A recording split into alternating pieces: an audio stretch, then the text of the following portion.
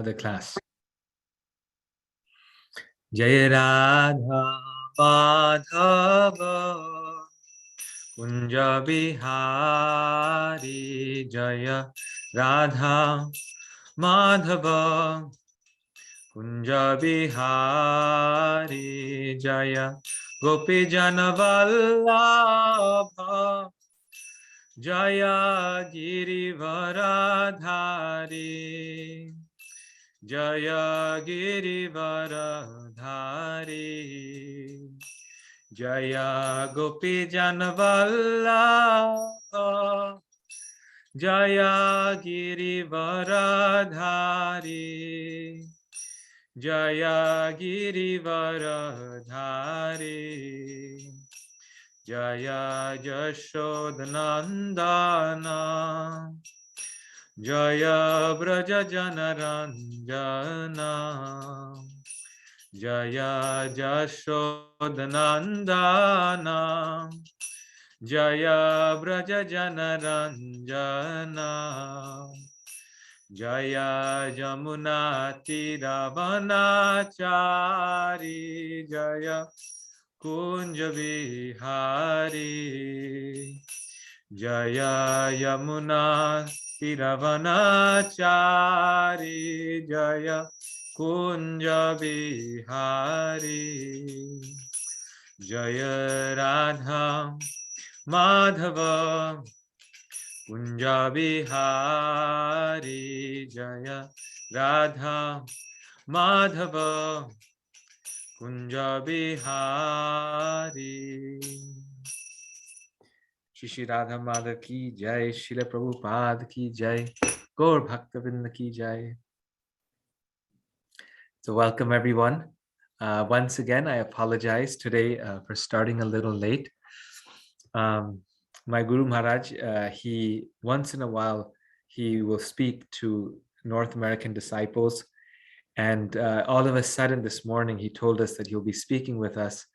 And he particularly also asked for me and, a few others like that. So it was it's a lifetime opportunity to speak to him and see him over Zoom. But still, we don't get the chance much. So I had to delay it for that reason, which I'm so glad that I did. And thank you all for understanding so much. Normally, we'll just keep the regular schedule, but it's just special this week. We have a few people who are joining for the first time. And I think Sanjeev Prabhu, he's joining us. Thank you so much for joining. Hare Krishna. Yes, he's a doctor here in Naperville, very talented one, a pediatrician, I believe.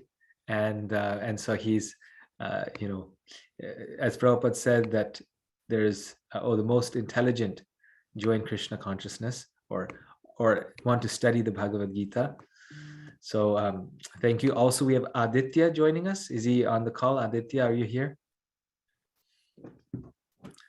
He'll probably be our youngest Bhakti Shastri student. So if he's here, I can't hear him, but I think Haribol, Prabhu, I'm right here. Haribol, yes. So you'll put all, the rest of us to shame with your with the fact that you're the youngest one here.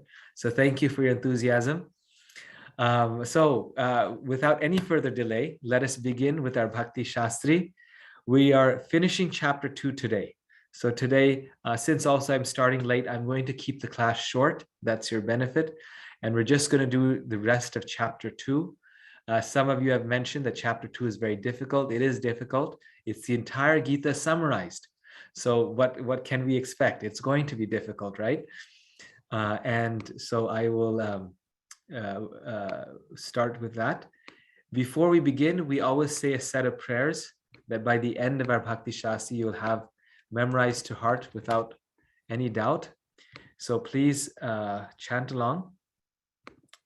I will share the screen here.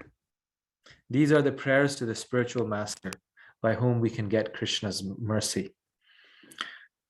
Om Jnanam Timirandhasya Jnananjana Shalakaya Chakshurunmilitam Jena Tasmai Shri Gurave Namaha Shri Chaitanya Manobhishtam Stapitam Yena Bhutale Swayam Rupa Kadamahyam Dadati Swapadantikam Vandeham Shri Guru Shri Yuta Padakamalam Shri Gurun Vaishnavangsha Shri Rupam Sagrajatam Sahagana Raghunathanvitam Tam Sajivam Sadvaitam Savadhutam Parijana Sahitam Krishna Chaitanya Devam Shri Radha Krishna Padan Sagana Lalita Shri Vishakhan Vitangsha He Krishna Karuna Sindho Dinabandho Jagatpate Gopesha Gopika Kanta Radha Kanta Namostute Tapta Kanchana Gaurangi Radhe Vrindavaneshwari Vrishabhanu Sute Devi Pranamami Hari Priye Vanchakalpa Tarubhyasya Kripa Sindhubhya Evacha Patitanam Pavanebhyo Vaishnavebhyo Namo Namaha Shri Krishna Chaitanya Prabhu Nityananda Shri Advaita Gadadhara Shivasadi Gaura Bhakta Vrinda Hare Krishna Krishna Krishna Hare Hare Hare Rama Rama Rama Hare Hare.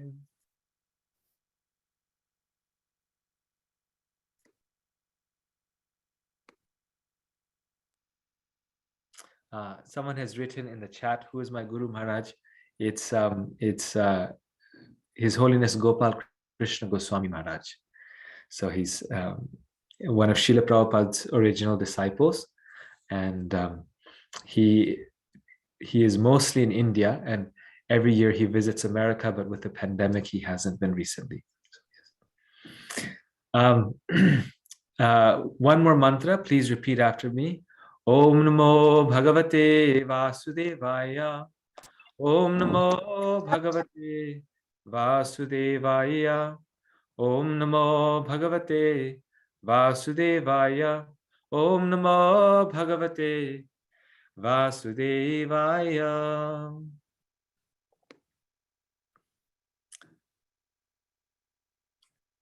Okay.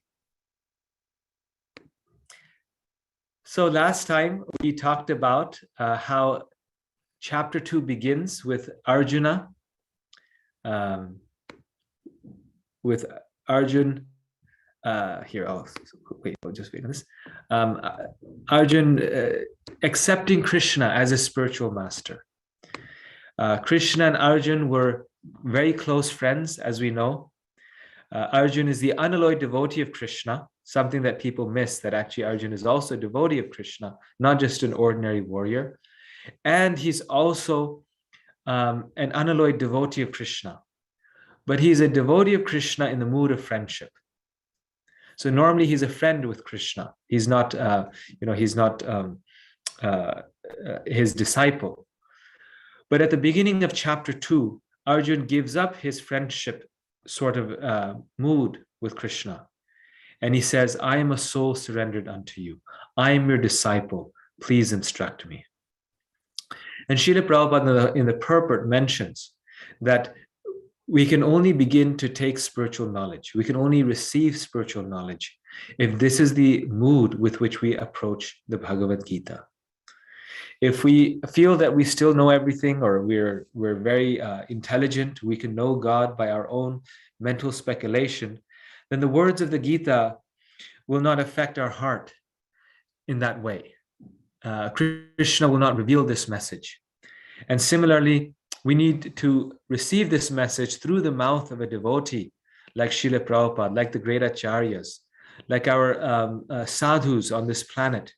We have to receive the knowledge through their mouths so that we can understand the confidential message of the Gita. The Gita is available to millions of people, right? Just Srila Prabhupada's Gita, there's 44 million copies of Prabhupada's Gita that have been published. And there's over 700 editions of the Gita. So in what ways is it confidential? Krishna says this is the most confidential knowledge. Well, it's the most confidential knowledge because though everyone can get a copy of the Gita, only one who hears the Gita in a submissive mood and one who hears the Gita from the mouth of a pure devotee can actually understand its message.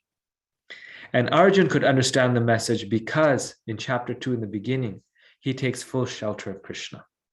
He says, I need guidance. I am so confused. Life is so difficult.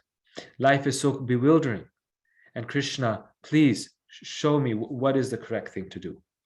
And when he accepts Krishna as a spiritual master, then Krishna begins to speak the Gita. And immediately then he starts instructing Arjun. Up until that point, he doesn't. It's kind of like we were talking about that unless someone asks for advice, we cannot give advice or they won't accept that advice. So Krishna is only giving this knowledge to Arjun when he takes that role and that mood. So the first thing in response to Arjun's lamentation, his grief, Krishna speaks about the soul. And he explains that the soul is eternal and that we're not this body. And he does so to break Arjuna's false compassion, to break his lamentation, and to bring him to the spiritual platform. That first of all, understand that you are not this body. First of all, get some detachment. Just today in his class, my spiritual master, to someone who's asking a question, they were asking, please give us your blessings, please give us your blessings. And he said, I will pray to Krishna that he gives you detachment so you can go back to Godhead. So the blessing of Krishna doesn't come necessarily in the form of fulfilling our material desires. People go to God, people go to the temple and say, God, please give me your blessings so that I can get a house, a new car, and a flat screen TV. Right? Please give me blessings to fulfill my material desires. And after going to the temple, they lose their job or something bad happens. And they think, how is it that I'm getting blessings? This must not be real. Well, Krishna's blessings can come in the form of fulfilling our material desires if he wants. But Krishna's blessings can also come in the form of giving us detachment, freeing us from the desire for those material desires. So if he frees us from the desire to give up the material desires, he's in some ways fulfilling our desires, right? So that is what Krishna is doing to Arjun here. He's not pampering him. He's not flattering him and saying, Arjun, you don't want to fight. That's okay. Take it easy. Go home, go to the forest, and I will fight this battle for you. For Krishna, it was a moment's work. Krishna could have easily fought this battle for Arjun. He doesn't tell him, yes, you go home, have the easy life, no challenges, everything status quo. I'll fight this battle. No, he's saying, you fight this battle. And he's giving Arjun his mercy by giving him detachment. He's giving him his mercy by giving him the knowledge of the soul so that he becomes detached. And in that context, we also talked about Socrates, how when Socrates' disciples start to lament before Socrates takes poison, when they start to lament about missing him or losing him, then Socrates gives them the knowledge of the soul and says that, look, don't cry because you are the soul. So this is something.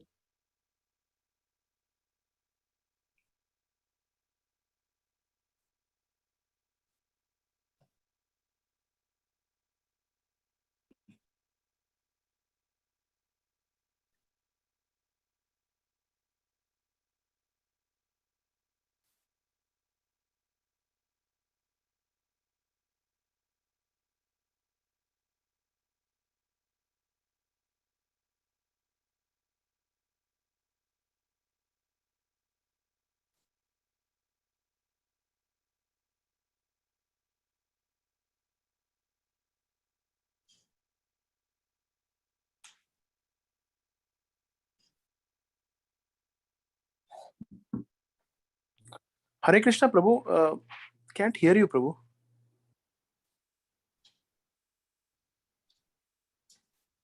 Hare Krishna.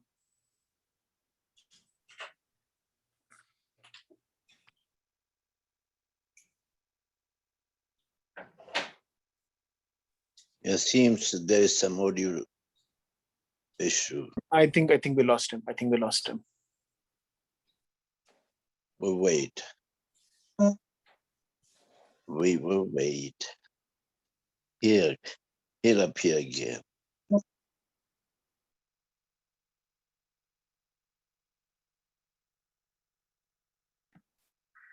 We can chant our japa while we're waiting. Good idea. Haribol. Good idea. Let's do it.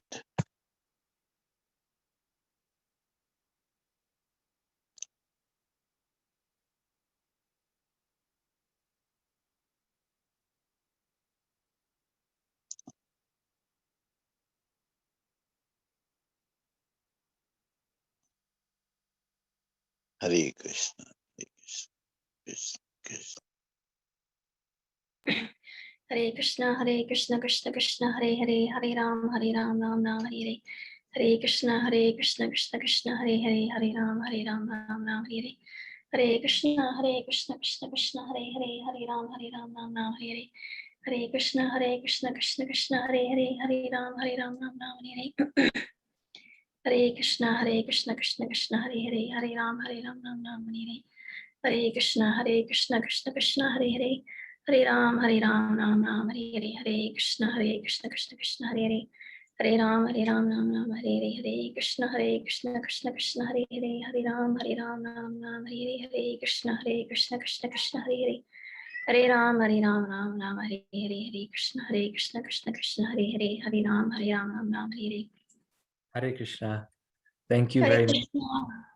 Hare Krishna. I apologize. Somehow everything froze all of a sudden. So at what point did it freeze? What was I speaking of at that time? Does anyone remember? Prabhu, I think you were talking about how we pray to Krishna to fulfill material desires, but sometimes he does, sometimes instead of fulfilling material, he fulfills spiritual desires. Thank you. Yes. And sometimes rather than fulfilling the material desire, he shows his mercy by taking the desire away. So, and that is a spiritual desire, like you can say. So he may help us realize that actually that desire is not so important, or that desire is a material desire, like you're saying, and a spiritual desire will be more beneficial for us. So yes. So Arjuna Krishna is responding to Arjuna's, he is showing Arjuna his compassion by not fulfilling his desire, by not telling him, okay, Arjuna, it's okay, you go home, you take a break, and I'll fight this war for you. But rather, he's fulfilling Arjuna's desire by giving him the knowledge of the soul and giving him detachment. 1 second. Just so people know we're on here. I'll just get my slides out. Here we go. Okay, perfect.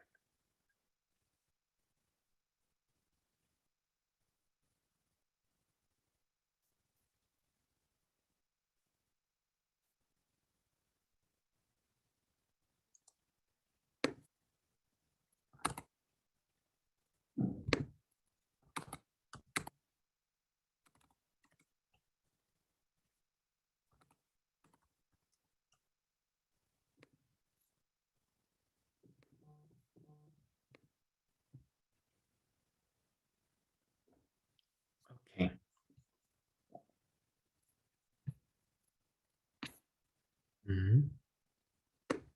Oopsies.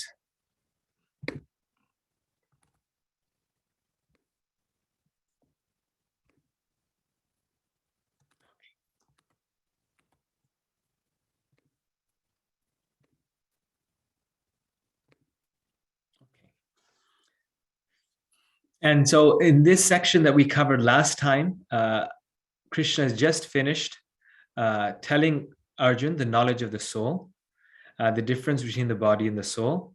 And now he is describing to Arjun he was talking to him in terms of happiness. So Arjun had put 4 doubts forward. He had put 4 arguments for not fighting. One of them was compassion. In response to that, Krishna gives the knowledge of the soul and tells Arjun that you should have compassion for the soul, not just for the body. And so this is your dharma. This is the right thing to do. This will be good for you and for them. So therefore you should fight. In response to the second question regarding happiness, Krishna tells Arjun that true happiness is the happiness of pleasing God, pleasing Krishna. And since this is Krishna's desire, since it's his desire that Arjun should fight, Arjun will get real happiness if he tries to fulfill Krishna's desire and not his own desire. And that relates very well with the point I was just mentioning, that Krishna's mercy, Krishna's compassion comes in the form of bringing us closer to him rather than fulfilling our own desires, because Krishna knows that the nature of the soul is such that the soul feels the greatest happiness when it pleases God, not when it pleases himself or herself. Because someone may say that Krishna is very selfish. Why does God want us to please him? Why isn't he happy if we please ourselves? And the reason for this is because Krishna knows that this is in our self-interest.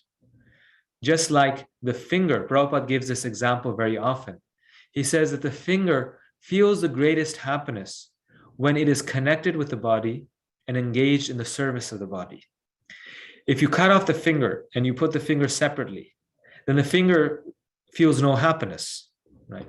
Our doctors on the call, they can tell us that yes, indeed, the finger is greatly distressed and will not survive if it's not connected with the body. It may for some time, feel very good, but after a while it will wither away. In the same way, we, the soul, we feel happiness in this world. We feel pleasure in this world, but it's very temporary. And it's not real pleasure because it's not in connection with Krishna. Real pleasure is in connection with Krishna. So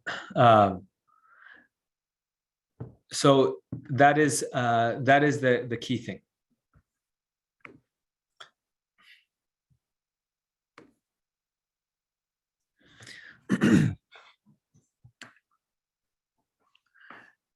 Now, after speaking about happiness, Krishna now in text 39, and this is where we left last time, he talks about Buddhi Yoga. So the highest happiness is in pleasing Krishna. Now Krishna tells Arjun, well, how do you please me? How is it that you can please me? What is the means of serving God? So many people wonder that how is chapter 2 the summary of the entire Bhagavad Gita? I used to wonder this, it just talks about the soul. It doesn't talk about, so many other things. So how is it? But we see that chapter 2 talks more than just about the soul. The soul was the first part. Then Krishna spoke about happiness. And now he's talking about yoga. The word yoga itself, yoga comes from the root yuj, which is the same as the English word yoke. Who can say what is the meaning of the English word yoke?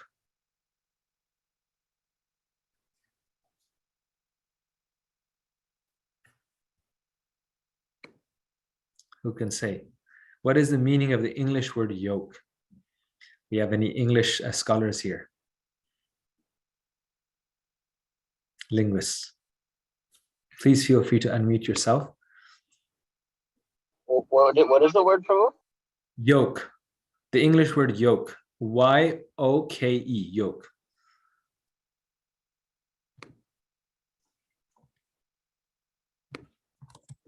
Of course, we can cheat and look at Google, but does anyone know? It's a very common word, I thought.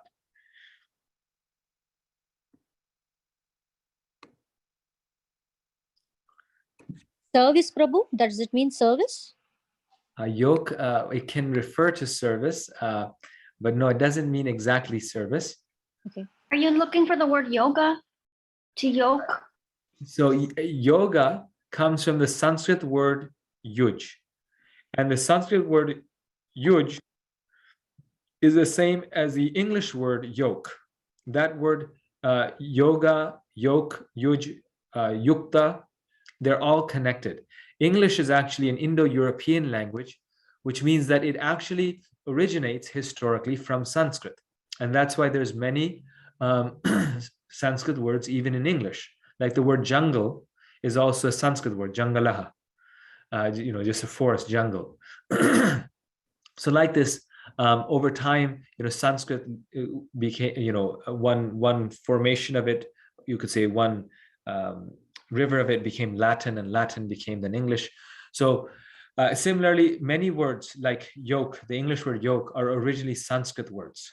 And this is a very important word, both for our understanding and also for our preaching to others, because people are very interested in yoga, but they don't know what the word yoga means.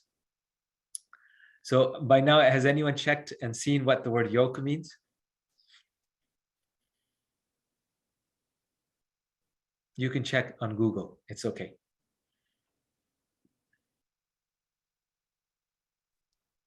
Hare Krishna, Prabhuji. Hare Krishna. It says in spiritual scriptures as a metaphor for bondage or servitude. That's interesting. Which dictionary is this? I just Googled it. Okay. There must be other meanings. So the word It says a wooden cross piece that is fastened over the necks of two animals and attached to the plow or cart that they are used to pull. Very nice. Yes. So yoke in the English language means a crossbar that was used to yoke two bulls together. And this was used by farmers before tractors came.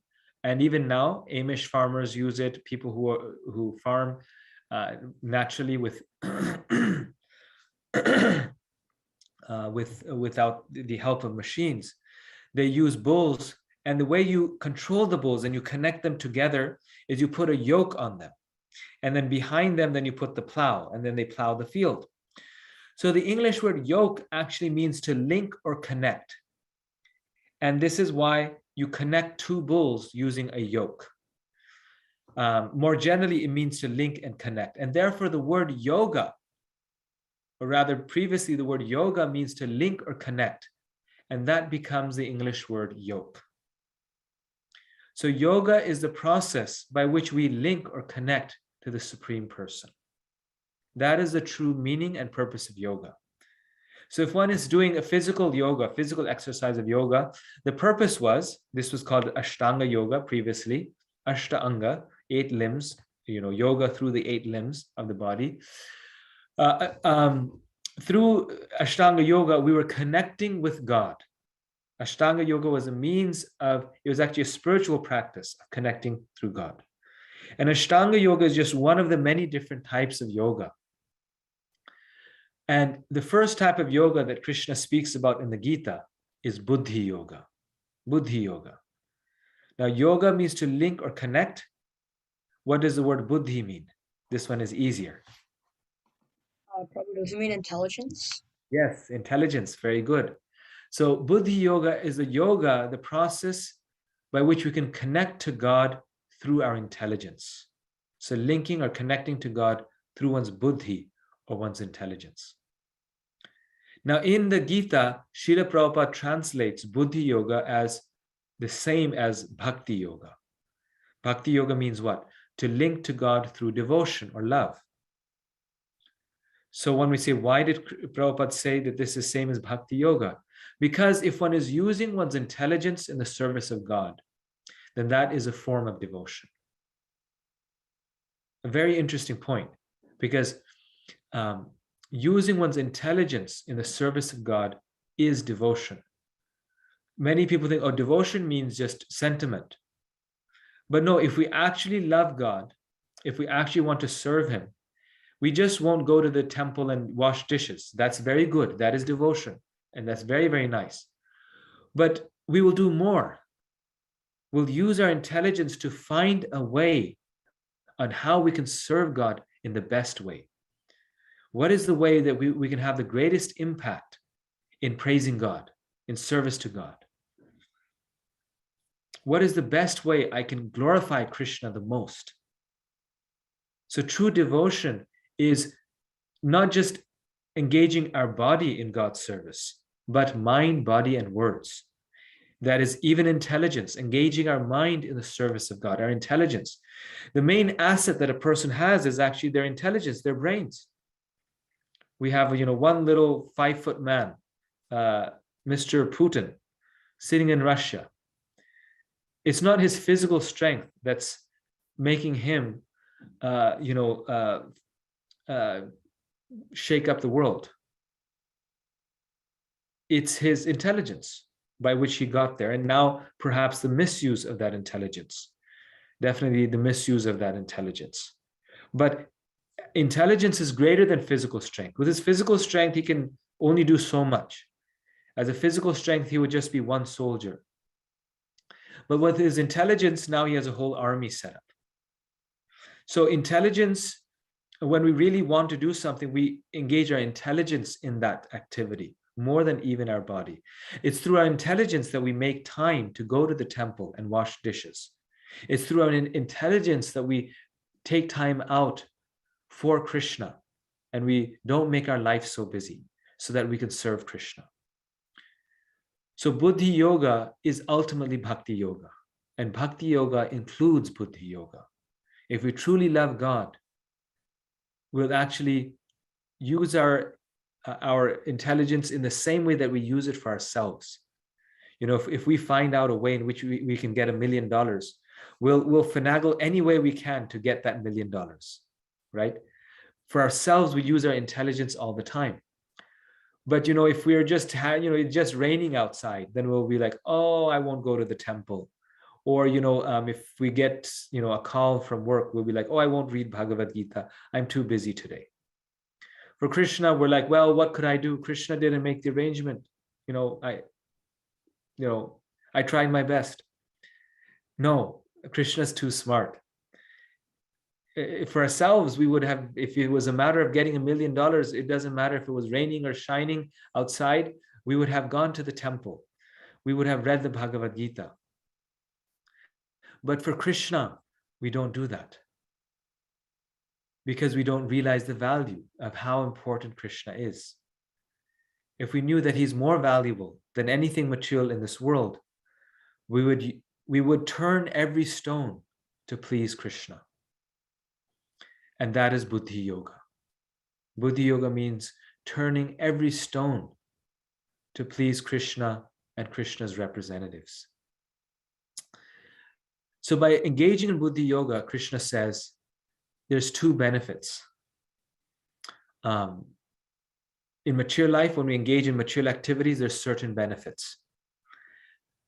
But here Krishna is telling Arjuna that if you engage in yoga, then there's greater benefits. The first benefit is that the benefits are eternal. Whatever we do for Krishna is never lost. Krishna is eternally grateful. He's our eternal friend. And it goes for eternal benefit. In material life, I may work very hard and build a very nice business or a company. But at the time of death, or even before that, in old age, it's lost. All those efforts, they're lost. But in spiritual life, whatever progress we make, it's never lost. So interesting. I was just hearing a class by Srila Prabhupada. I think it was this morning or yesterday morning, I can't remember. And he said, this is what's special about spiritual life. He says, whatever you do for Krishna, it goes into your eternal account. It is never lost. So this is text 40, which I'll read for you. It's a very famous text. And then the second benefit of Buddhi Yoga is it frees one from indecisiveness. This is a very special one because we're all born with our natures. And personally, my nature, you can ask my wife, she's also here on the call. My nature is very indecisive. I struggle in making decisions. I keep on thinking, well, do this or do that, or do this or do that. And then after I make a decision, then I regret the decision. Then I'm thinking, oh, but did I make the right decision or not? I should have made the other decision. So the benefits are eternal. And secondly, it frees one from indecisiveness. We suffer from this in the material world. But when we have spiritual knowledge, then we become very decisive. Because everything we do, we don't do it for ourselves. We do it for Krishna. So therefore, it's much easier, much more easier to make a decision. Just like when we have to make a decision about someone else's life, it's much easier because we're not emotionally ingrained in it. We're not, we can see things as they are. Oh yeah, of course, this is what they're supposed to do. In the same way, if our life is for Krishna, then decisions become much easier because all of a sudden, we just have to think what is best for Krishna, not what is best for me. And here, Arjun is specifically suffering from the problem of indecisiveness. He tells Krishna in the beginning of chapter 2, he says, we don't know what is best to do. I don't know, should I fight or should I not fight? And who can free me from this anxiety, from this suffering? And Krishna tells Arjun, he says, in fact, by having your mind fixed on me, you will know what is best to do. Indecisiveness is a sign of conditioning, of material conditioning. So this verse, 240, which the benefits are eternal, I want to share this verse with you. So I'll share the screen, the Bhagavad Gita screen with you. Here. I had this all set up before my screen crashed. So give me a moment here. Yes. So this is actually a verse that when I was taking Bhakti Shastri, they would have us memorize, but now they've made it easier. So I don't think this is on your list of verses, but if you would like to memorize, it'll be a nice verse to memorize. Krishna says, Neha vikramanasho asti pratyavayo na vidyate swalpamapyasya dharmasya trayate mahato bhayat. Prabhupada quoted this very often. In this endeavor, there's no loss or diminution. A little advancement on this path can protect one from the most dangerous type of fear. Once again, in this endeavor, there's no loss or diminution. A little advancement on this path can protect one from the most dangerous type of fear. Purport. Activity in Krishna consciousness, or acting for the benefit of Krishna, without expectation of sense gratification, is the highest transcendental quality of work. Even a small beginning of such activity finds no impediment, nor can that small beginning be lost at any stage. Any work begun on the material plane has to be completed, otherwise the whole attempt becomes a failure. But any work begun in Krishna consciousness has a permanent effect, even though not finished.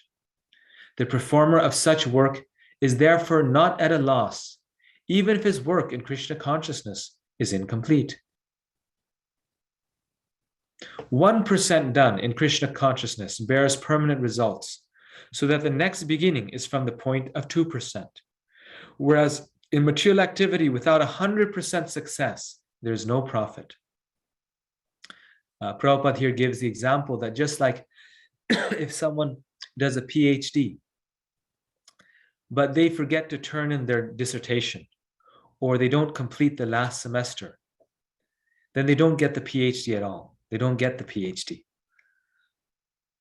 which is something I saw in my life. There's one professor I knew, he did his whole PhD and he just decided the semester before he's not going to finish.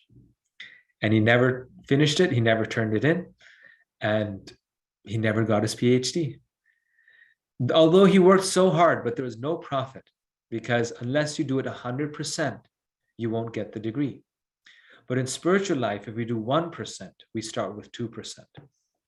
Ajamal performed his duty in some percentage of Krishna consciousness, but the result he enjoyed at the end was 100% by the grace of the Lord.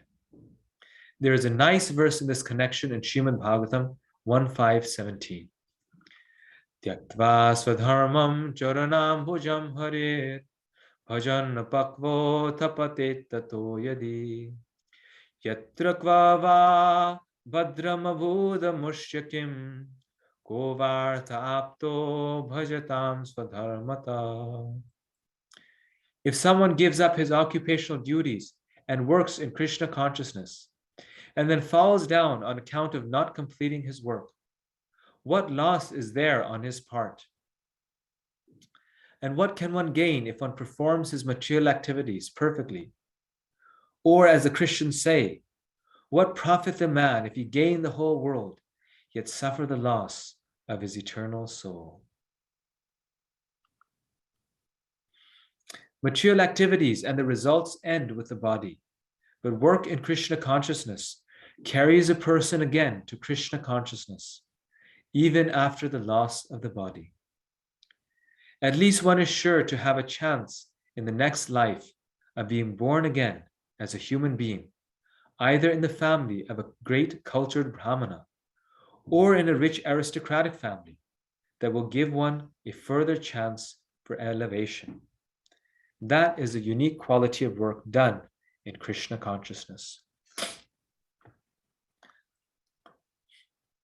So here, sitting in the United States, we tend to think that we don't have any reason for fear.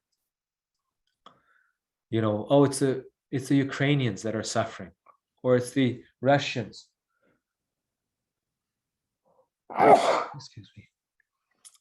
The Russian soldiers that are suffering. But we're safe here because we have the greatest military in the world. But that is our good fortune that we were born in this part of the world at this time. Who is to say that in our next life we could not be born in Ukraine? Before the war happened, the Ukrainians were leading a normal life. They never dreamed that something like this could happen. But it happened. Who can say that there won't be a World War III and we also will not be in trouble? So the point here is not to live in a state of fear, but the point here is to be not a pessimistic, but a realist. That this is the nature of this world. This world is full of suffering. And Krishna is giving us a path by which he's saying even a little advancement on this path can free us from the most dangerous type of fear. Particularly, the Acharyas explain in their commentaries the fear of going down into the lower species of life, being born as a cat or a dog or a tiger or an insect after we give up this body. That is a very fearful situation because animals are always in fear. You see, always like a squirrel. He eats a bite and then he looks left, he looks right. And then he eats another bite, he looks left and right. The animal species of life is characterized by fear. Human life also has some fear, but still less. And by performing Krishna consciousness, Krishna is so pleased with us that at least in our next life, we get a good chance to start from where we left off. And this is why Prabhupada says that even if we're unsuccessful in spiritual life, in our next life, in this life, if we're unsuccessful, in the next life we'll be born in a fortunate situation. That is in the home of devotees. That is the most fortunate situation. Or at least in an aristocratic family. And now in the second case, one may wonder, why is being born in an aristocratic family a fortunate situation? Why is being born in a wealthy, rich family a fortunate situation? I mean, isn't it more difficult to practice spiritual life? Well, we were just talking about that, right? If we're born in a place where there's war that's taking place, where people don't have enough food to eat, the reality is it's very hard to think about God.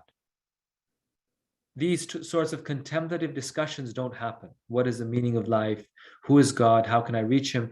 Because people are so distressed by the immediate situation. They don't have the liberty to think about spiritual things. So our being born in America is our good fortune. We did some spiritual life in our past life. To be born in America or in India or in some place that is fortunate. But now if we misuse that opportunity and we don't practice spiritual life, rather we spend the same time looking at the news in Ukraine or whatnot, then in our next life, Krishna says, well, I gave you the opportunity, you didn't utilize it, so you then might as well be in an unfortunate situation. Krishna gave us the fortunate situation to practice spiritual life. Right? Krishna gave a Krishna conscious family so that we can practice spiritual life. But then if we don't practice spiritual life, then Krishna says, well, if you're not taking advantage of it, then might as well then be in an unfortunate situation. So that then in that distressful situation, at least we will call out to God. We will seek God. In one place, Prabhupada says that after the war, during the war, everyone is just running for their life. But after the war, people are very receptive to spiritual life. This is Prabhupada's personal experience because when India had its independence, Prabhupada was there. And some bombs were falling on Calcutta, the city where Prabhupada lived. And Prabhupada saw this, that after the war, people were more open to spiritual life because they saw pain and distress firsthand. They then valued a situation that is peaceful. And they said, let's now find the meaning of life.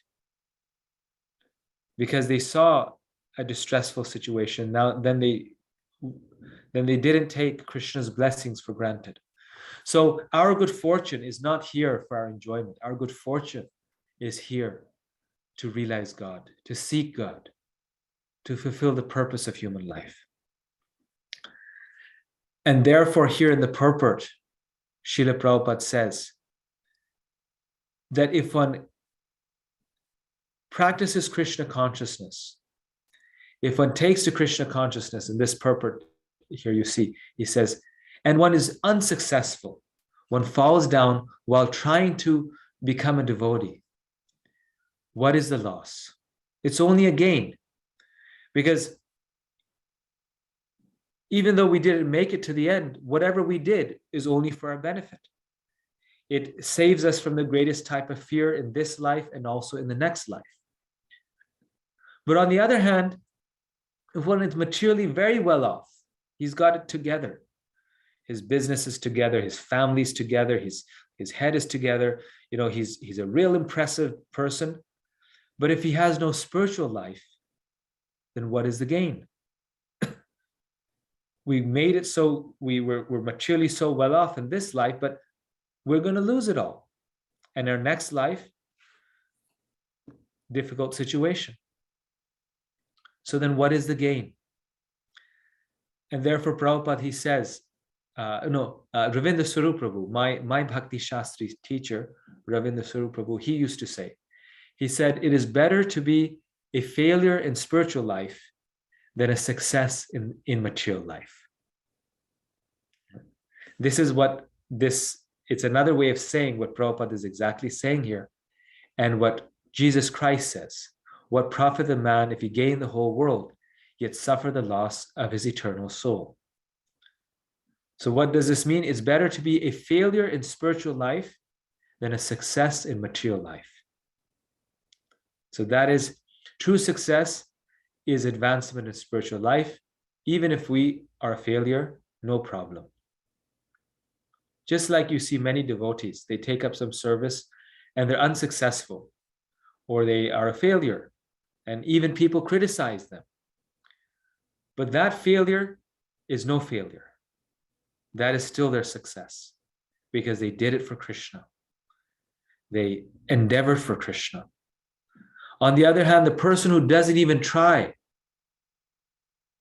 to serve Krishna, he has nothing to gain.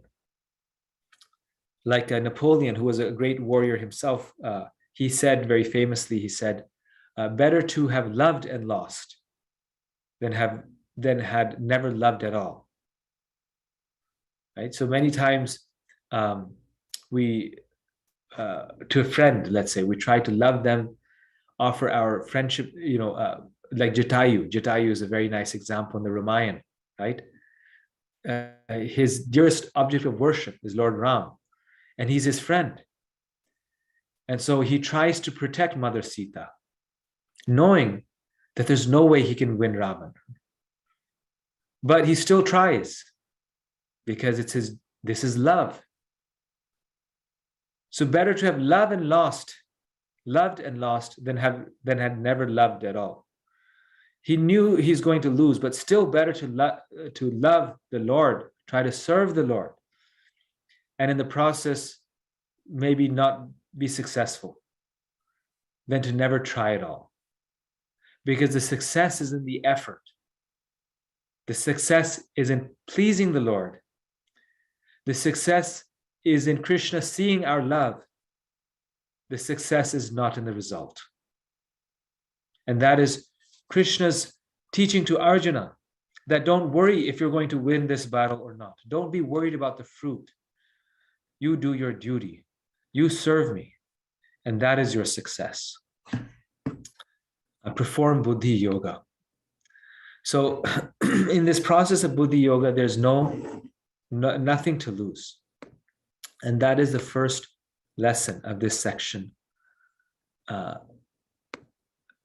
And therefore, Krishna is called the grateful master.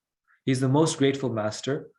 And if we serve Krishna, we will be eternally benefited. Now, Krishna tells the faults of acting without wisdom, without buddhi. So if you just act based on the pushings of your senses, what is the result? Those who act without knowledge become enamored by opulence and enjoyment and follow only the portions of the Vedas that grant material boons. Such persons never develop steadiness or determination.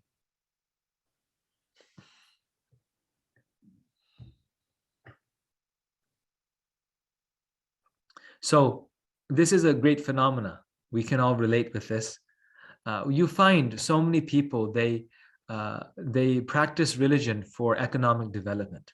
They practice religion for social status, for the material prosperity that comes as a result of being religious. And this is a fact. This is Pascal's wager, right? That people who are religious, it's statistically proven, people who are religious are happier in general than people who are not religious. So statistically speaking, I read a statistic somewhere, people who go to church every day, who pray together, who have a form of religion, they tend to be happier than people without religion. And so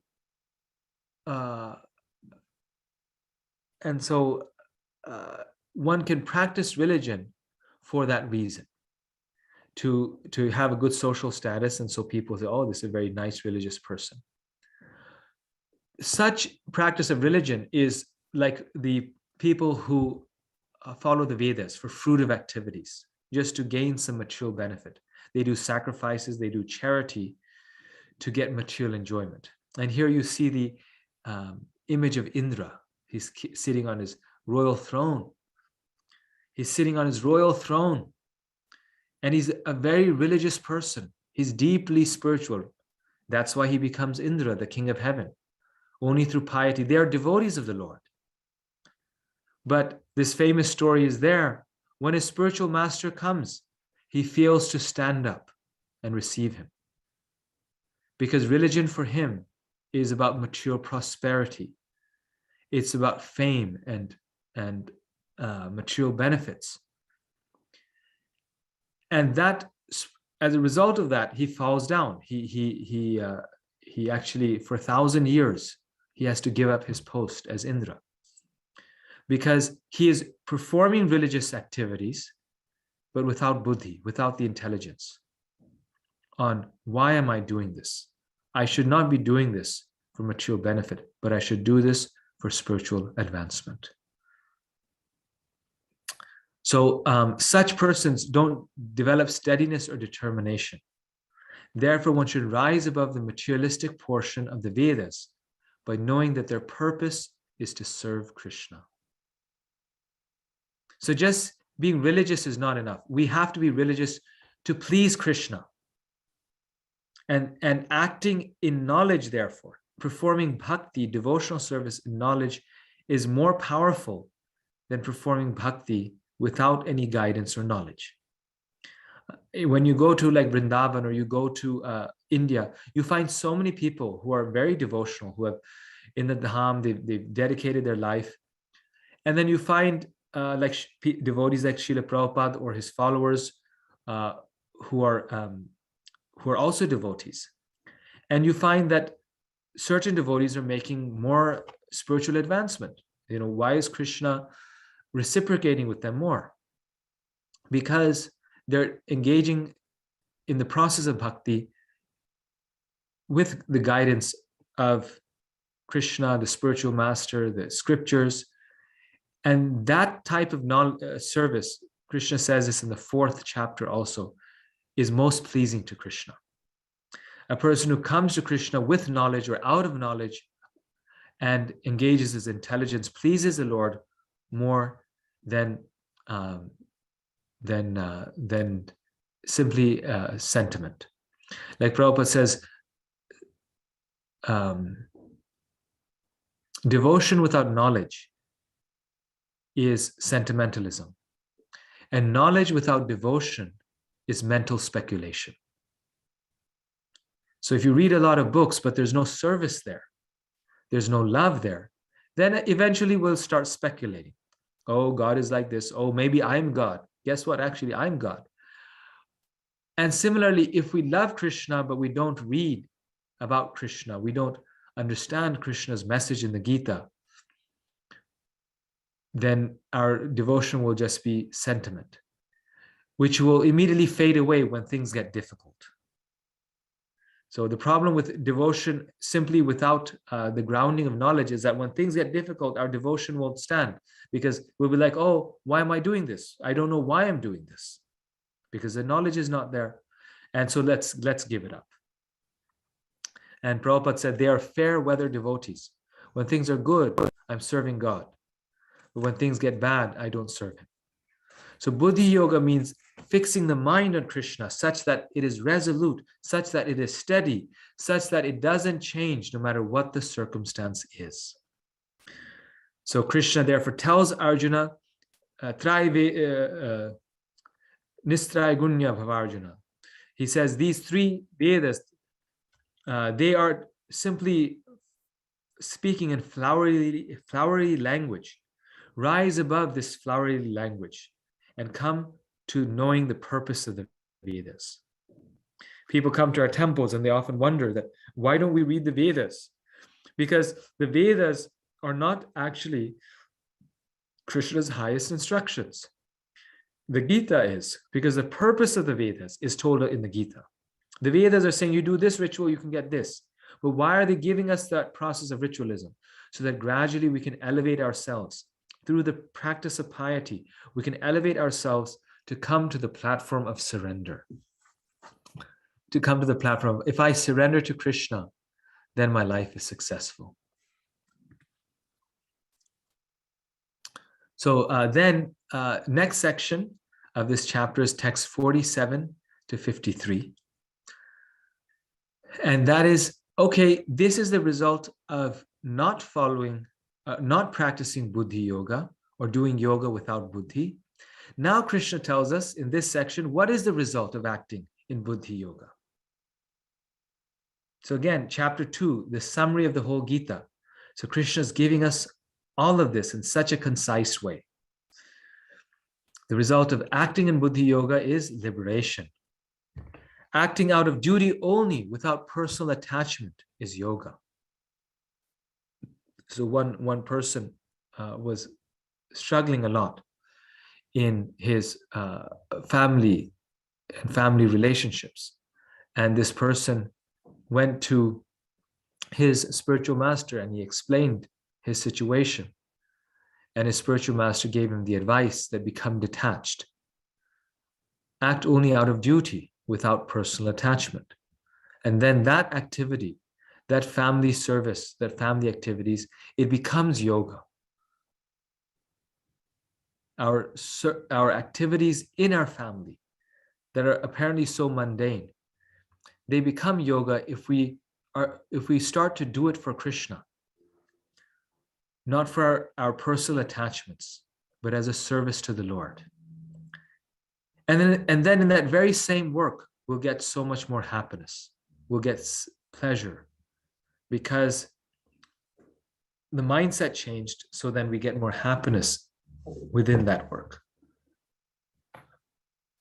So this is acting out of duty. This yoga keeps all sinful reactions far away and will purify even previous sins, thereby granting liberation. So when we act for ourselves, then we get the sinful reaction. That is called karma. But if we act for Krishna and truly for him, then though we are acting and doing the same action, we don't get the reaction, but rather we become free from the sinful bondage. Because that action becomes not karma, but it becomes what? It becomes yajna or sacrifice. When we do it for ourselves, it's not a sacrifice. It's karma, meaning it is kama. Sorry, it is kama. It is sense enjoyment. But doing it for Krishna, it's yajna or sacrifice. However, to engage in such detached, dutiful activity, one must become disinterested in all hopes of sense gratification, typically promised in Vedic Karma Kanda. So to get this real service mood, one has to become free from the hopes of improving oneself in sense gratification. Like Queen Kunti says, the hopes of Janma Ishvarya Shutanshri, the hopes of good high birth, education, beauty, and economic development, these have to be given up. And most mundane religion, you go and people say, oh, I'll make you rich, I'll make you, I'll do this puja for you so you get such and such thing. So those things are promised by the mundane religions. But the Bhagavatam and the Gita, they begin dharma projita kaitabo. They give up all mundane religion, only religion which is meant for unalloyed devotion to Krishna. Being thus fixed, one achieves samadhi. Being fixed in the service of Krishna, no other aim in life, no other goal in life other than serving Krishna, that is true samadhi. Then we're in the state of samadhi.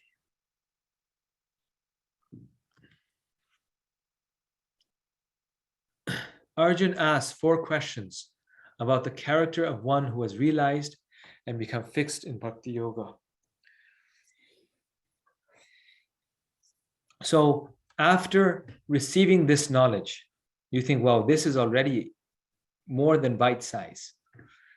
After receiving these instructions from Krishna, then Arjun asks, well, if this is the case, if I practice buddhi yoga, then what will be the qualities that I gain? In other words, one who has practiced buddhi yoga, how does that person speak? What are his general symptoms? How does he sit, or that is restrain himself? How does he walk, that is engage in activity?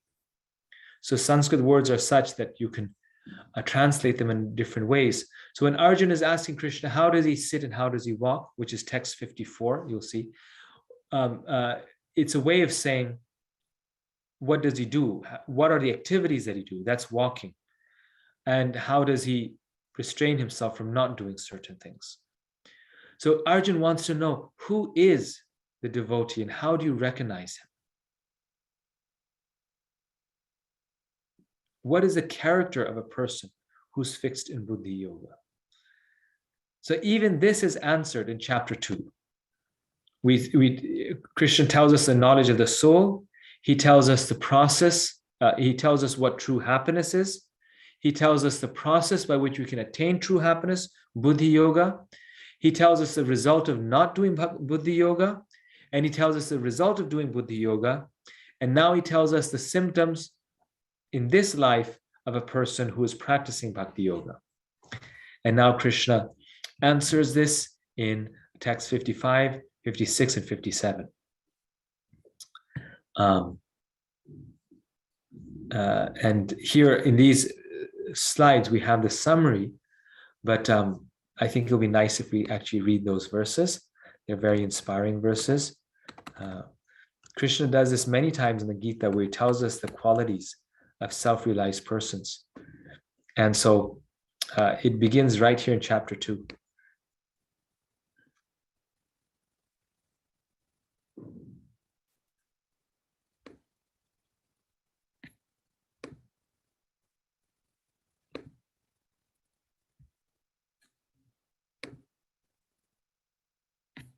Oopsies.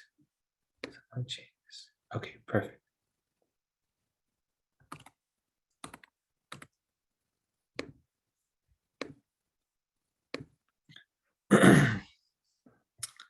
Arjuna Vacha.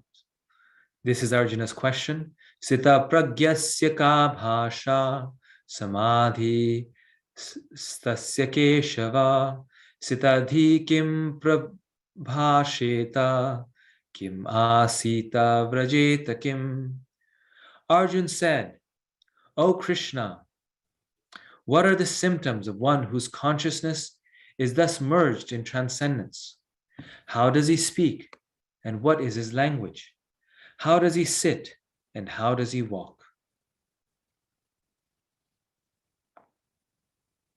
To this Krishna responds, Shri Bhagavan Uvacha Prajahati Yada Kaman Sarvan Partha Manogatan Atmanyevatmana Tushta Sita Pragyashtadochyate. The Supreme Personality of Godhead said, O Partha, when a man gives up all varieties of desire for sense gratification, which arise from mental concoction, and when his mind, thus purified, finds satisfaction in the self alone, then he is said to be in pure transcendental consciousness.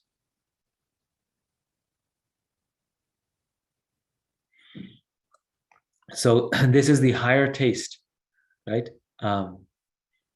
When a person finds satisfaction in the self alone, then he is situated in pure consciousness, realizing that he doesn't need anything or doesn't want anything. All the happiness in this world is right there within the soul, and thus is able to give up sense gratification. The desire for sense gratification. Krishna is saying this desire comes from mental concoction.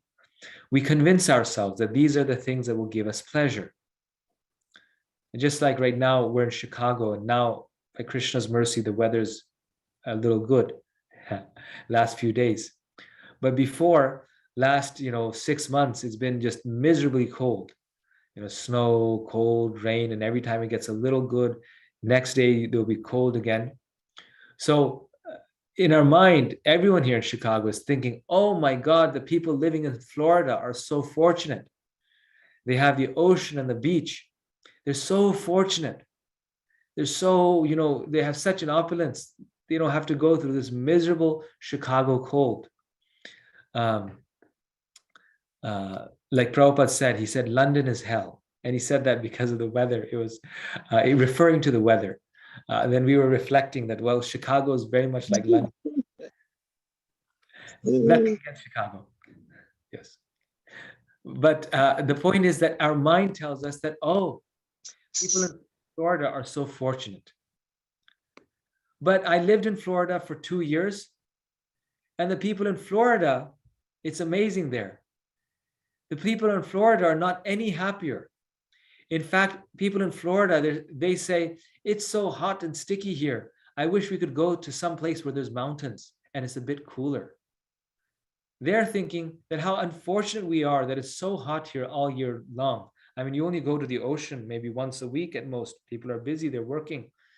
If even that, they go there and they're thinking that people here are so happy. So the desire for sense gratification arises from mental concoction.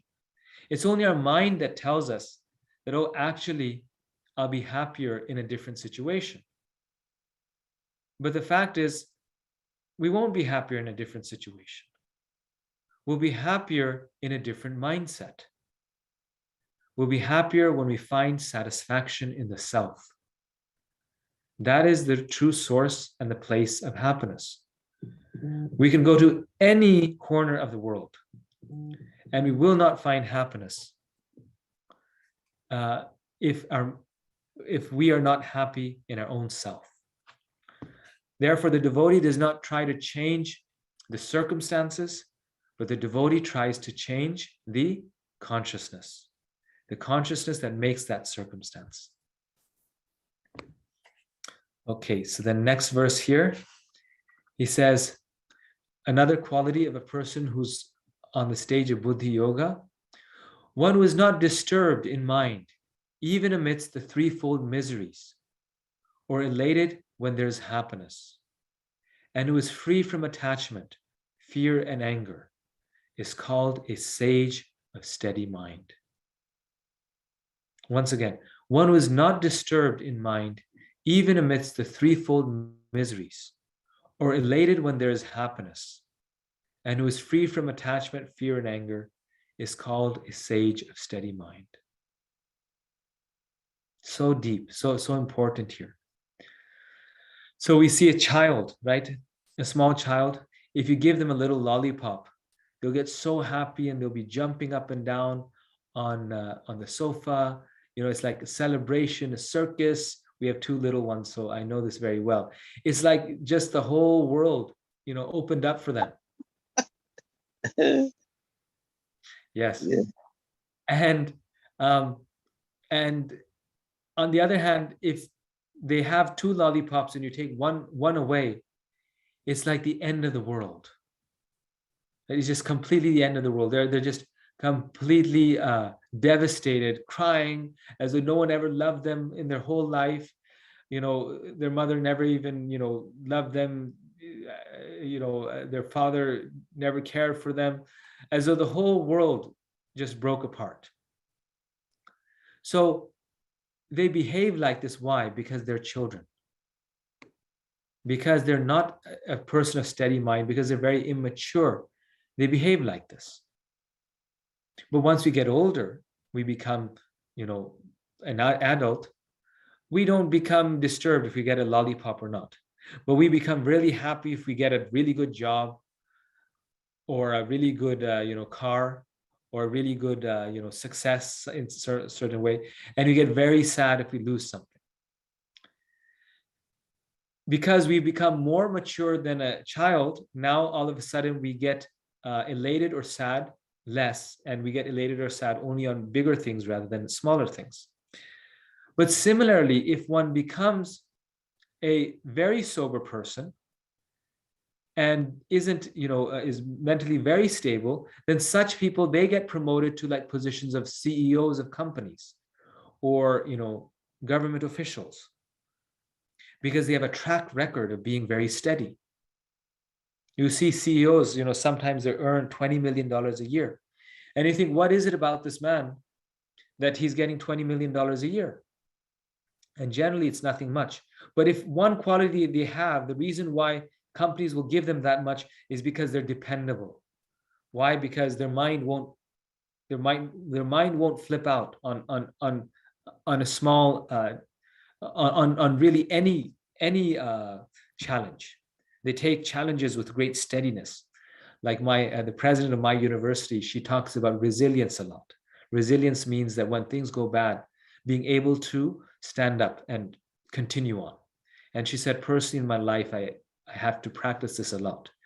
You get criticized. You, as in a high position, people try to pull you down and make you look bad. And so that's happened to her multiple times, very bad publicity. but then just standing up and going on as though nothing happened. So, so she has that quality, therefore she's being entrusted with the bigger responsibility of being a president. So this, even in our mature life, is a quality that people value a lot. They think, oh, this is a valuable quality. In the same way, for a devotee of the Lord, that devotee has this quality to the greatest degree. Due to his spiritual knowledge and his spiritual strength, they are undisturbed in any situation. They are fully situated, stable in their devotion to Krishna. Undisturbed. And then Krishna says, in this mature world, one who is unaffected by whatever good or evil he may obtain, neither praising it nor despising it, is firmly fixed in perfect knowledge.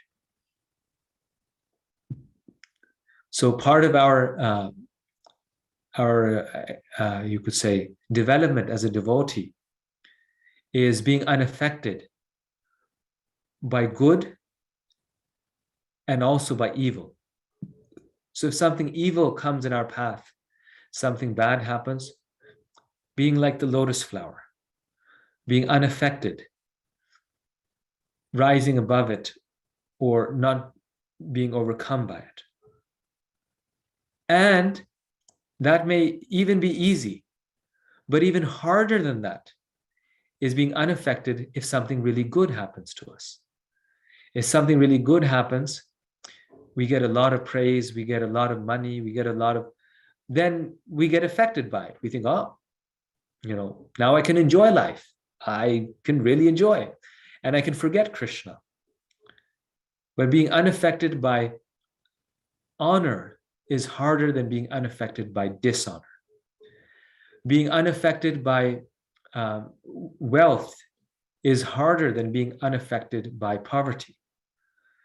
Being unaffected by power is more difficult than being unaffected by a lack of power.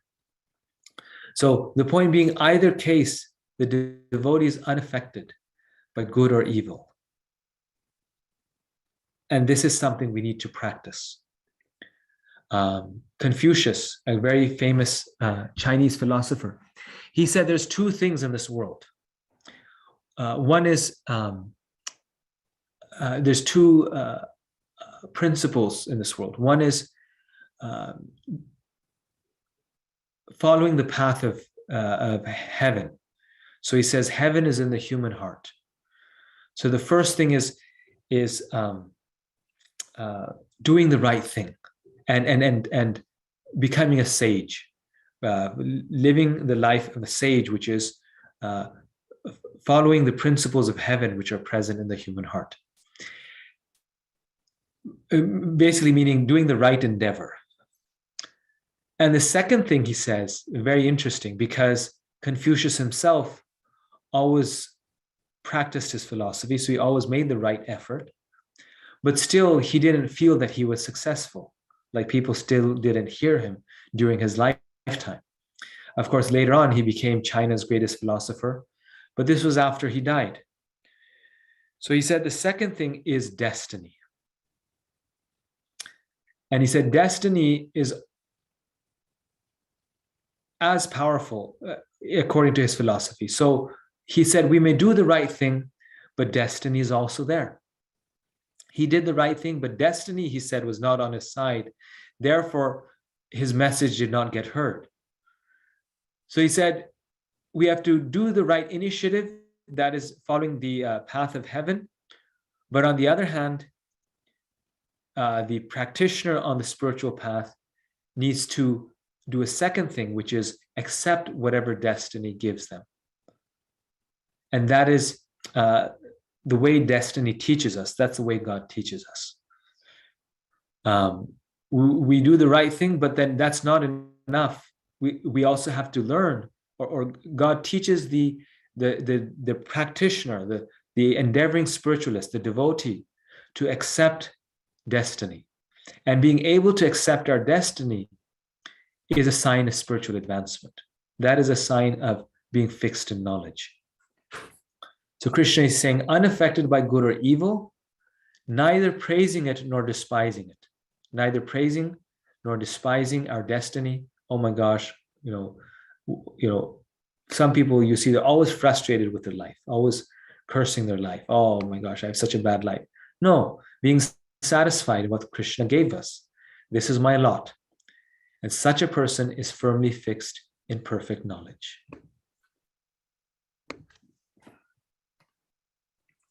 And then two more verses I want to read, very important. One was able to withdraw his senses from sense objects, as a tortoise draws its limbs within the shell, is firmly fixed in perfect consciousness. So it's not that you destroy the senses, but if we are able to withdraw the senses, not misusing them, not using them in the service of the body, but using them in the service of God, that is a person firmly fixed in consciousness. And then this last one. This is the one that I was coming to, very famous one. I'll read the Sanskrit for this one also. Vishya vinivartante niraharasya dehina rasavarjam rasopyasya param drishtva nivartate. Though the embodied soul may be restricted from sense enjoyment, the taste for sense objects remains. But seizing such engagements by experiencing a higher taste, he is fixed in consciousness. So a person who's practicing bhakti yoga, a person who's a great devotee of the Lord, is not restricting himself forcefully from sense enjoyment. The process of our spiritual life is not to force ourselves to do something which we feel is unnatural or painful for us. But rather, the process of Krishna consciousness is so nice that we engage in something that is better. That is Krishna consciousness. We engage in the spiritual activities of Krishna consciousness. And as a result of that, we automatically lose our taste for sense enjoyment. Because Krishna says in the Gita, what does repression accomplish? Repression doesn't accomplish anything. Rather, by experiencing a higher taste, we can automatically give up the lower taste. But if we just give up the lower taste without the higher taste, if we just restrict ourselves without a higher taste, then what will happen? We'll still want that. And we will then become a pretender. We'll then become a pretender. And that's what Krishna says. And in this next verse, he says, the senses are so strong and impetuous, O Arjuna, that they forcibly carry away the mind, even of a man of discrimination who is endeavoring to control them. Right? So the senses are so strong that they carry away the man, the mind of a man who's endeavoring to control them. Because if we just try to control the senses and there's no higher taste, we'll look 1 second, we will be unfocused. For one moment, we will be uncontrolled and our mind will fly away with our senses. And therefore, the process of Krishna consciousness, Prabhupada has given the natural and gradual process of experiencing higher taste. And while we are gradually experiencing higher taste, we give up the lower taste. But we don't practice renunciation artificially. Ravindra Sarup Prabhu, he told me a sentence which became a very powerful teaching in my life. He said that renunciation is the result of purification. Renunciation is not necessarily the means of purification, right? We have to renounce some things. We have to renounce meat. We have to renounce intoxication. But true renunciation comes as a result of purification. So we purify our mind by fixing our mind on Krishna, by engaging positively in the process of bhakti yoga. And then as we engage more and more, we automatically lose our lower taste. We automatically become renounced. We naturally become renounced. And this is the difference between the process of bhakti and other processes. Other processes, like of jnana and dhyana, they artificially restrict the mind. The mind says, just focus here. No, bhakti says, engage your mind and senses, celebrate them in service to Krishna. And then don't restrict them, don't necessarily starve them, but rather fulfill them in the service of God. And in fulfilling them in service for God, we will automatically lose the taste for serving our own senses. Okay, so now I'll stop here and go back to the slides. There's so much in chapter 2, it's amazing. So these we just covered. This is the general Krishna's answers. He gives the general symptoms of a self-realized soul.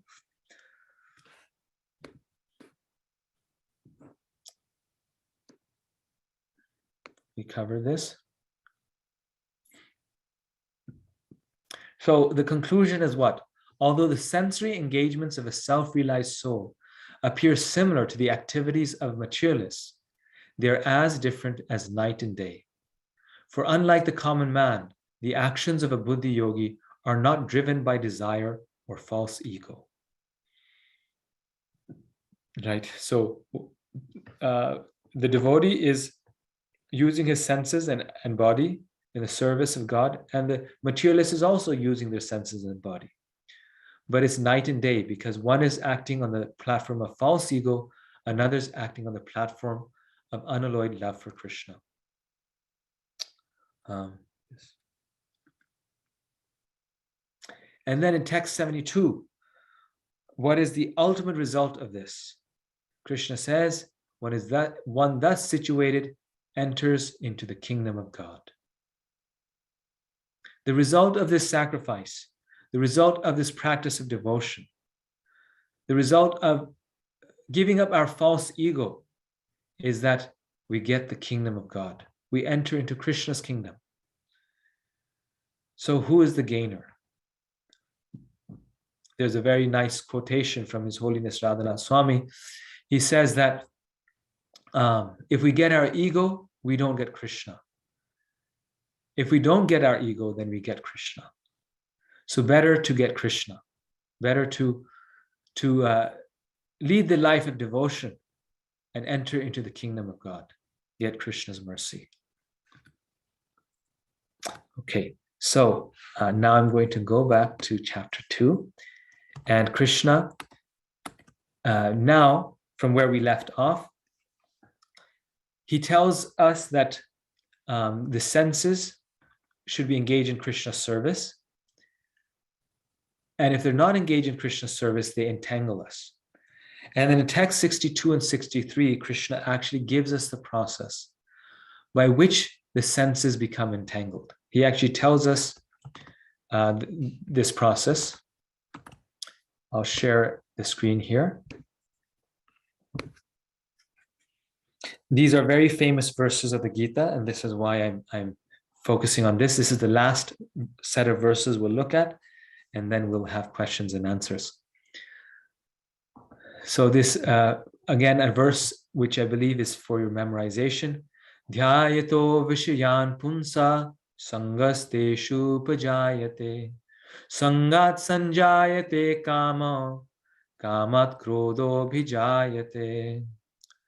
While contemplating the objects of the senses, a person develops attachment for them. And from such attachment, lust develops. And from lust, anger arises. Purport. One who is not Krishna conscious is subject to material desires while contemplating the objects of the senses. So the point being here, it all starts with contemplation. If we don't want to get our senses entangled, we should not even think about it. We should not contemplate it. And it's very amazing that most psychologists, counselors, they'll tell exactly the same thing. When people struggle a lot with their mind, they say that the science is that you have to look at what your thoughts are. What are we contemplating? Are we contemplating the source of our misery all the time? And if we do, then that makes us feel miserable. Just like people feel angry, right? They feel very angry at something. And they say, oh, I felt angry. But the question is not what they were feeling. The question is, well, what were you thinking at that time? Anger is a feeling. Anger is an emotion. It's not a thought, it's an emotion, right? The emotion comes from a thought. We think about something, that something, thinking about that something makes us feel angry, and so we feel angry. So it's actually our thoughts that lead us to our emotions. It's not the other way around. It's not our emotions that lead to thoughts, but it's our thoughts that lead to our emotions. It's our contemplation, what we contemplate in our mind, that leads to our attachment, that leads to lust and then anger. Prabhupada says right in the introduction that one will find all knowledge in the Gita. All knowledge is in the Gita, and one will find things in the Gita that are not present anywhere else. But one will never find anything in the world that's not there in the Gita. So this here is actually, it's a true verse for counselors. And if Sanjeev is here, he may actually verify this. I think he had to go. He had an appointment. He told me he had to go, so he's not here. But other people will also confirm this, that it starts, people go for anger management, right? For, obsession management to alcohol and drugs. And this is the key thing that people in society struggle with. And here in the Gita, Krishna is telling us how we get to that point and what's the way out of that point. And he's telling us that it all starts with contemplation. And he told us this 5,000 years ago. And now 5,000 years later, modern psychologists are discovering this. That actually, if you change your thoughts, then you can rise above lust and anger. Then you can be a happy person. And this is very true. We have to not contemplate the objects of the senses. Just like a boy and girl, when they're very young, adolescents, their attraction for each other begins at the point of contemplation. And then that contemplation becomes an attachment, and then the attachment becomes, lust, and then after that, when things don't work out, then it becomes anger. But it all begins with contemplation. This is why in previous times, the girls' school and the boys' school were kept separate. Why? Because if they're kept separate, then the contemplation won't start. It's very scientific. In the same way, if we want to avoid sinful activities, things that we know that we should not do, once we've thought about it, it's already too late. We have to stop thinking about them. If we want to avoid sinful activities, we don't even let our mind go there. We don't even let the thought, should I watch this movie, go there. We should contemplate only about Krishna.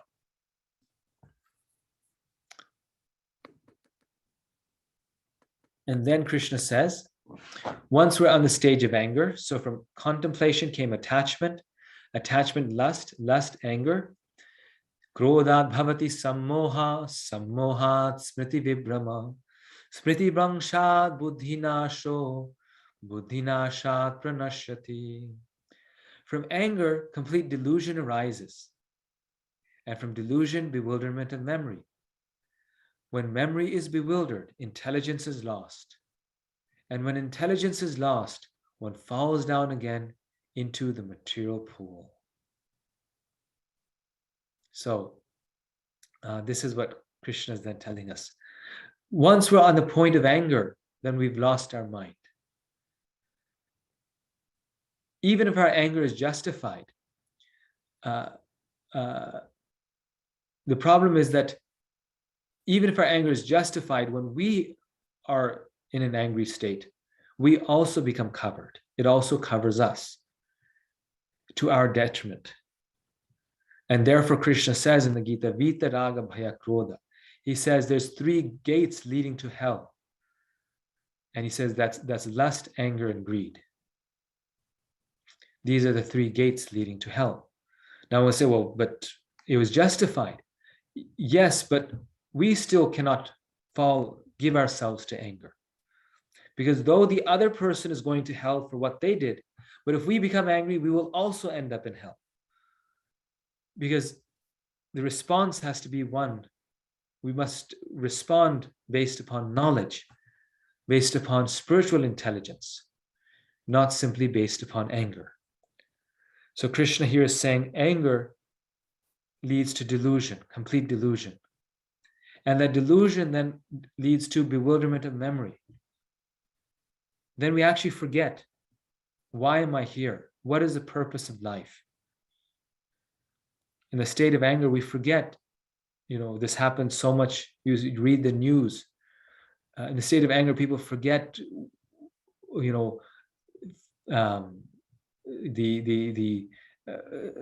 this is a son or a daughter, or the long relationship, because in the moment of anger, everything is lost. Why? Because intelligence is lost. When memory is bewildered, intelligence is lost. And when intelligence is lost, one falls down again into the material pool. And you notice this, that when people are, again, the war is a good example of this. When people are very angry, they lose their intelligence. Even their own self-interest, they lose it. The leaders, even for them, it's like, financially, it's so damaging. It's so, all these things, but it's just the anger. No, we have to keep fighting. And then the intelligence is lost. And when that happens, there's nothing past it. Krishna says we fall into the material pool.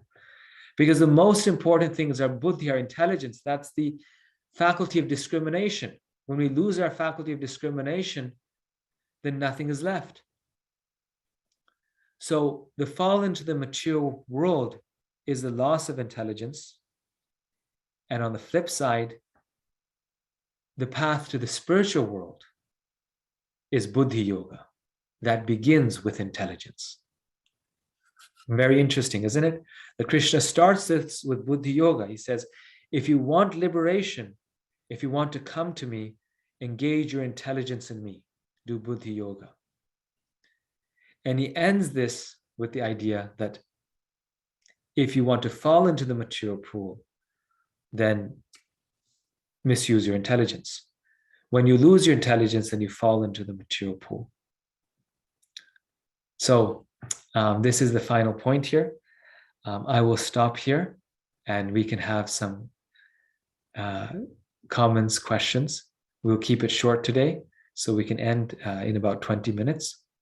So if there's any comments, I'd love to hear them. Please raise your hand, use the the Zoom function of raising your hand, and we can discuss. Hare Krishna. Hare Krishna. Hare Krishna, Prabhuji. I am Vaidehi from Toronto. Hare Thank Krishna. you very much for giving me opportunity to join this. And I have comment and question. One question. The comment is that I really like the way you give examples from the day-to-day world, like Ukraine and all that. And one thing you said, I'm using my own words, so please excuse me if I interpreted your quote wrongly. You said it's better to be unsuccessful or fail in Krishna consciousness than to be successful in materialistic life. And Krishna is watching our efforts, our devotion, and gives us credit in the next birth, like birth in a devotee family or aristocratic family. So that means our endeavors in Krishna consciousness, even if they are not on a very high level, they are not unsuccessful, they are added to our credit? Um, uh, sorry, say your question one more time. I missed it. Just the question part. I got everything else, but what's the final question?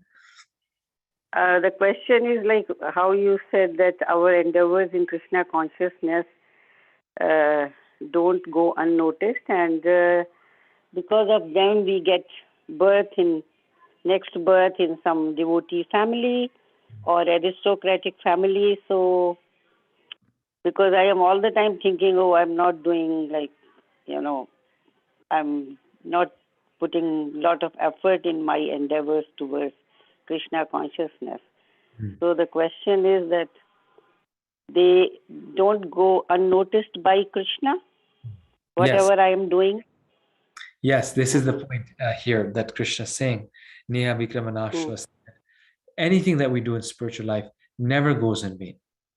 It's always noticed by Krishna. Of course, if we are unsuccessful, then if we made progress, if we went 20% to Krishna, in our next life we'll start with 1%. So if we're unsuccessful, then we will, of course, not make it all the way. But the point is that that's Krishna's compassion, that even if we're unsuccessful, we'll still begin. But the point is we want to be successful. In order to actually reach Krishna, we must be successful. And that is the goal. Here, the point simply is that just in case we're not successful, we still have, we still don't lose anything. Whatever we do, like you're saying, anything that you do is there in your eternal bank account. And in this life and in your next life, you'll start from where you left off. Oh, very good, very good. Yeah, I always used to think, oh, I have to do more, but I'm not that high class devotee. So this gave me a lot of incentive. And Prabhuji, my question is that what is religion? Because in the name of religion, all the wars, all the problems in the world, even in family, multicultural family. So how to know what religion is? Religion. Yes. So that was actually the first topic that we're talking about. Very good point. Here it's being described that true religion is not spirituality or religion for material progress. Many forms of religion are there just to make us materially more prosperous, like we go to God to ask for material things. But real religion is that religion by which we get love for God. That is the true test. The real test, and this is in the Bhagavatam, is if we have developed love for God. If we haven't, then it is Shama Eva Kevalam. It's all useless. But any process, it doesn't have to be Krishna consciousness, but Christianity, Islam, Hinduism, whatever process, if it's increasing our love for God, then that is true religion. But most forms of religion don't do that. They just try to, make a person materially more happy, or the progress is very slow. And so therefore, Krishna consciousness is very special because the whole focus is developing love for God. Best one, yes. Thank you so much. Thank you. Thank you very much. Any other questions? Thank you. Ramya Mataji. Hare Krishna Prabhu, and let's pranam. So I have one question, since you mentioned about the love of God. So I have seen families, or even I'm basically from South India, so where I was brought up like, if you don't worship God, this is not good. You have to face some negative effects. So it was like that. That's how I was raised in when we were young.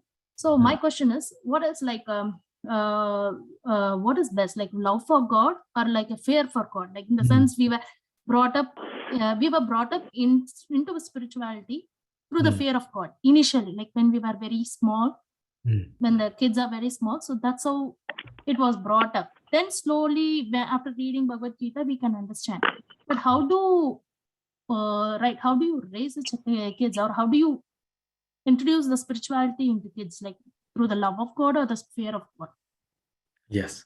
So very nice point. We should have fear of God, because otherwise we'll do the wrong things and we'll think, I'll get away with it. It's very good to have fear of God, but that should not be the only motivation for loving God. That can be one of the motivations, but we should also serve God out of love of God. And you might wonder, well, how is this? But it's actually very natural. Just like children, right? Children, they have the fear of their parents. They know if they act badly, their mother will chastise them. Yeah. But that's not the only reason they love their mother. They also love their mother out of love, and that's the main reason, because they love them. But every mother and father know that the child should be afraid of his parents a little bit. We have two small ones, so this is relevant for me also. They have to be a little afraid, otherwise they just misbehave all the time. They'll break everything. They have to have some fear, but it's not just fear. It is primarily love, that they love the parents, and that's why they want to act well. Okay. Nice explanation. Thank you so much. Thank you. Right. Any other question or comment?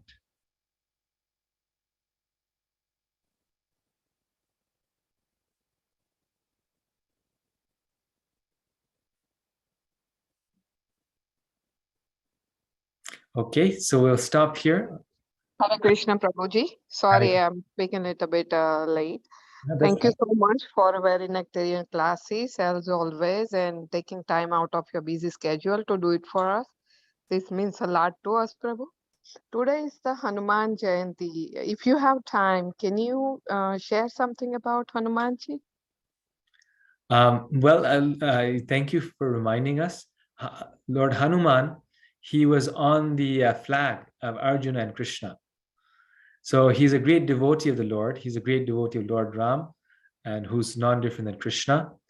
And he was fighting on behalf of Arjun. He was actually present there because Arjun is also an unalloyed devotee of Krishna. Just like Prabhupada says, there's two great wars in the history of India, last time we did, and both of them were won by devotees. In the Ramayana, it was Hanuman. He was glorified by Lord Ram, and he fought so valiantly. And in the Mahabharata, it was Arjun. Krishna likes to give the glory to his devotee and have his devotee fight rather than himself. So he gives the glory to his devotee. So both Arjun and Hanuman are glorious devotees. And Hanuman is the exemplar, the example of someone who actually, it's a very perfect example of someone who practiced Buddhi Yoga, someone who engaged his intelligence 100% in trying to please the Lord. Hanuman was not just a foolish monkey. He is actually known as very intelligent. Even the gods would come to him for his wise counsel. And he used his intelligence to find Mother Sita, to please Lord Ram. It took a lot. He was a perfect messenger. He also scared Ravan, and super intelligent. This is why Lord Ram really liked him and depended on him, because he knew what to say at what time. He knew all the right things to say. And his intelligence was very advanced. So yeah. And he engaged at 100% in the service of the Lord. Okay, so thank you very much, everyone. We'll stop at this point. Thank you for your kind attention. And I'll send out the remaining homework for chapter 2, which will not be much. So you can just finish the chapter homework that you already have. That's the main thing. You have another week to finish that. And starting next week, we'll do chapter 3. Thank you very much. Thank you, Prabhuji. Thank you so much, Prabhuji. Hare Krishna, Hari Bol, everyone. Hare Krishna. Thank you, Prabhuji. Hare Krishna. Hari Bol. Hare